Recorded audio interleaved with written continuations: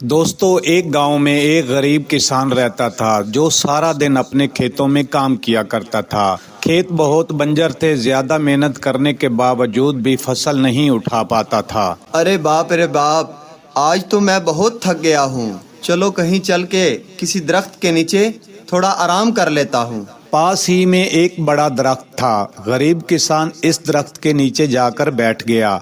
थोड़ी देर बाद गरीब किसान की बीवी इसके लिए रोटी लेकर आई।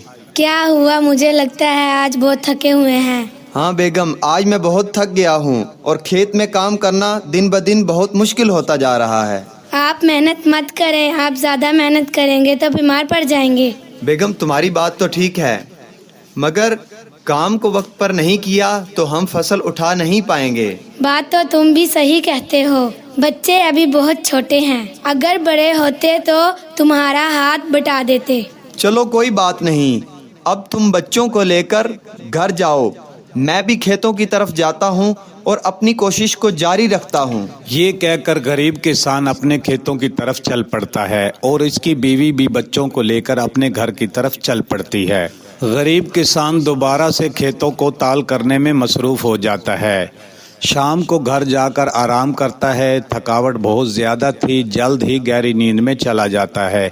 ख्वाब में क्या देखता है कि खेतों में कोई बड़ा दरख्त है जिसके नीचे वो आराम किया करता था, उससे बातें कर रहा है। सुबह आंख खुली तो अपने औजार लेकर खेतों की तरफ चलने लगा और जाते जाते उस दरख्त के बारे में सोचने लगा।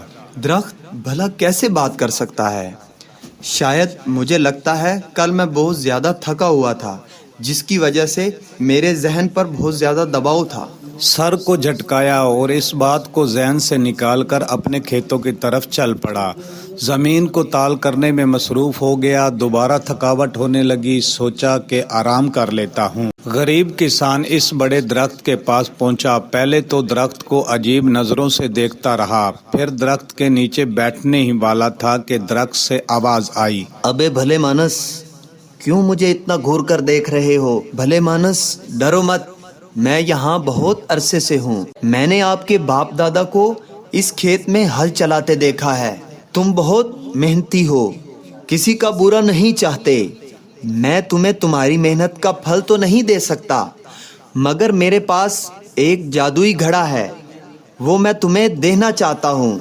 अचानक से एक घड़ा नमूदार हुआ जो बिल्कुल खाली था। गरीब आदमी घड़े को देखकर हैरान हो गया। ये एक ऐसा घड़ा है, तुम इससे जो कुछ भी मांगोगे ये तुम्हें दे देगा, लेकिन याद रखना, इससे जितना मांगोगे इसमें से 2 हिस्से गरीबों में बांट देना।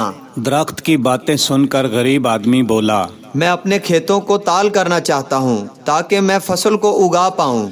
मैं तुम्हें देख चुका हूँ, तुम लालची नहीं हो, तुम ये बात मुझसे जरूर करोगे। इस घड़े को हुक्म दो कि मेरे खेतों को ताल कर दो, ये घड़ा तुम्हारे खेतों को ताल कर देगा। गरीब किसान ने घड़े को हुक्म दिया कि मेरे खेतों को ताल कर दो। अचानक से सारे खेत ताल होने लगे। गरीब किसान बहुत खुश हुआ और उसने दरख्त का शुक्रिया अदा किया। वक्त गुजरता गया। गरीब आदमी वक्त पर अपनी फसल उठाता और घर ले जाता। गरीब आदमी ने कभी भी अपने जादुई घड़े के बारे में किसी को नहीं बताया। कोई भी किसान मजबूर होता तो इस घड़े की मदद से उसकी मजबूरी दूर कर देता। दोस्तों, इस कहानी से हमें ये सीख मिलती है, हमें अपना काम ईमानदारी और नेक नीति से करना चाहिए। हमें मेहनत का फल जरूर मिलकर